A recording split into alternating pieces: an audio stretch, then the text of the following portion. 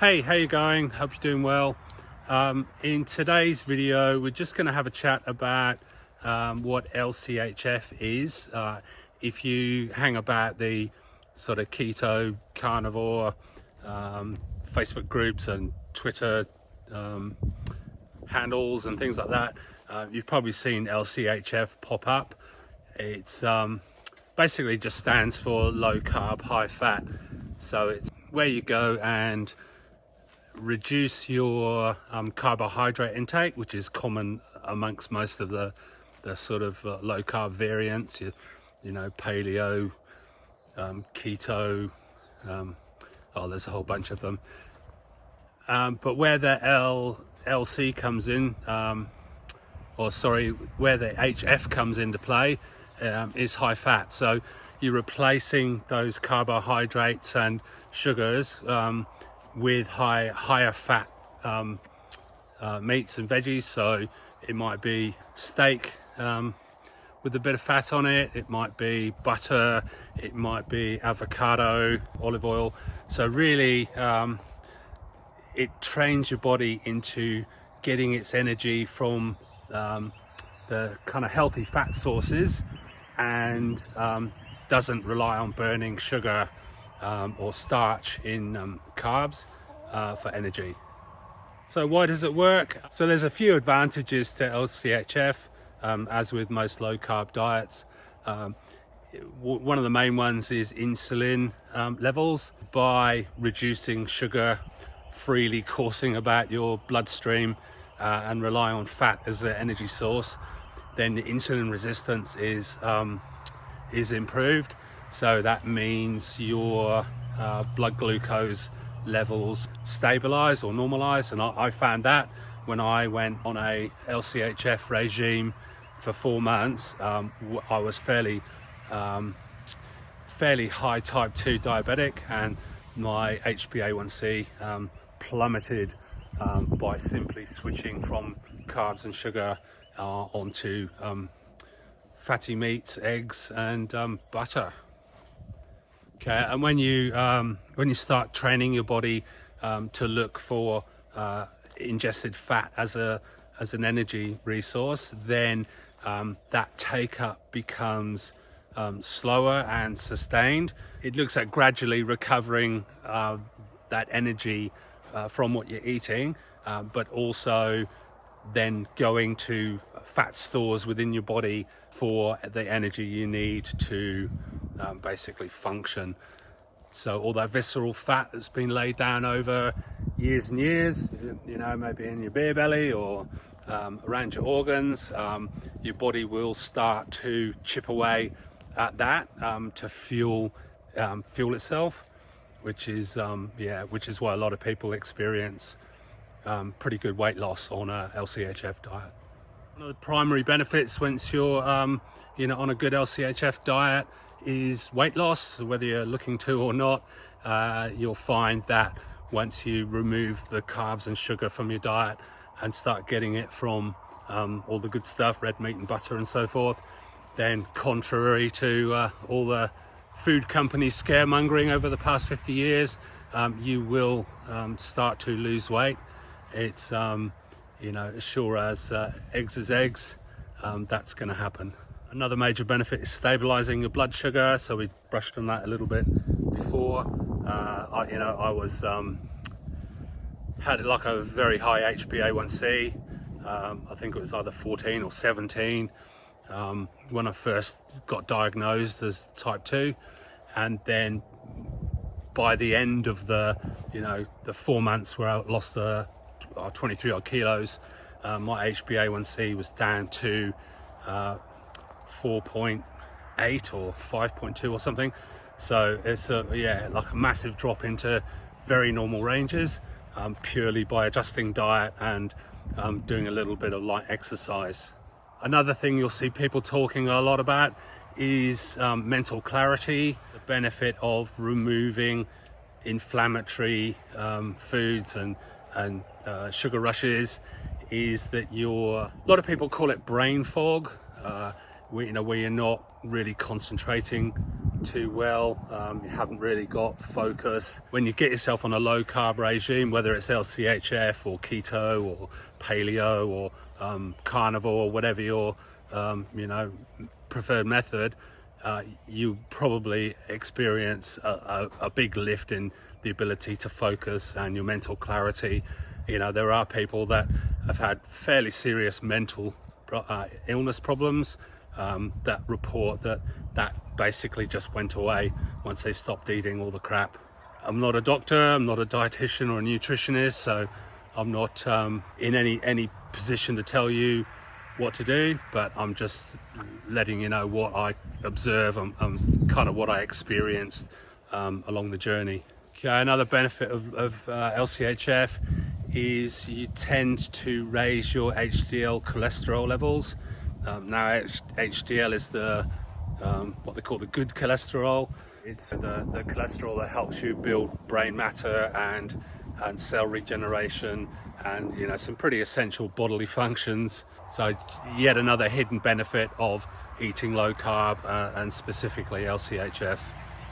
So if you're new to the whole LCHF low carb thing, things that you can eat are fatty meats or any meats, chicken, pork, beef, you name it, venison, bison, alligator, whatever you like.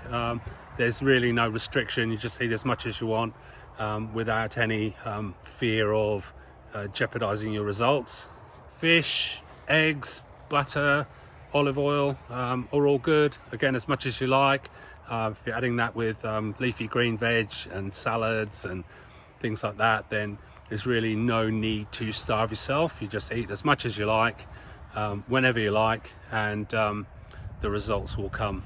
On the flip side of that, foods to avoid, obviously anything sugary. So if you fond of cakes or cookies or biscuits, then I've got a bit of bad news for you. They're not real good.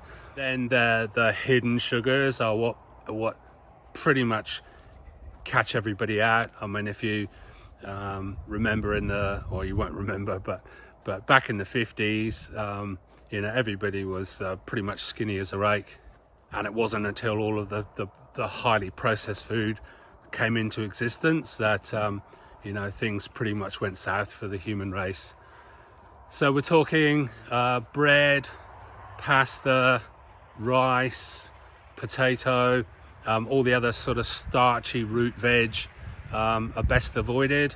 That way you're not getting the starch, because the starch pretty much just turns into sugar. You eat a bowl of rice and you might as well be eating 8 or 10 teaspoons of white sugar. It's that's basically what happens. It just converts that starch directly into sugar in your body, and spikes your glucose, upsets your insulin levels, and the downward spiral continues. So yeah, all the white stuff, apart from fish, definitely to be avoided.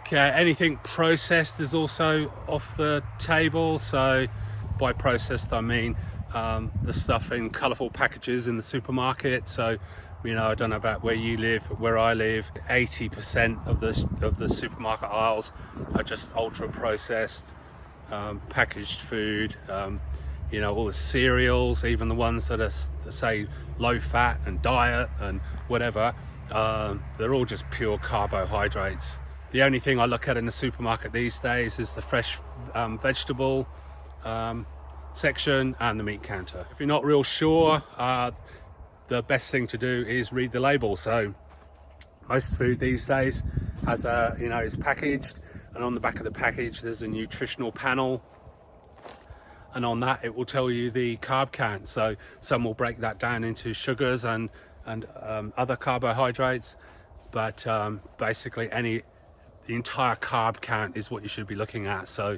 if it's got a high carb count, then it's best avoided for sure. Getting started, again, I'll reiterate, I'm not a doctor or a dietitian or a nutritionist. I'm just a bloke on the internet with a phone on a stick. Start swapping out the high carb stuff, so the the potatoes, rice, pasta, sugary treats, cereals, with low carb, high fat options. So, you know, breakfast, bacon, eggs, sausage, I guess mushrooms, whatever is a better option than a bowl of cereal, convenient, you know, a bowl of muesli or whatever. Once you can start eliminating that, then you'll be on your way for sure.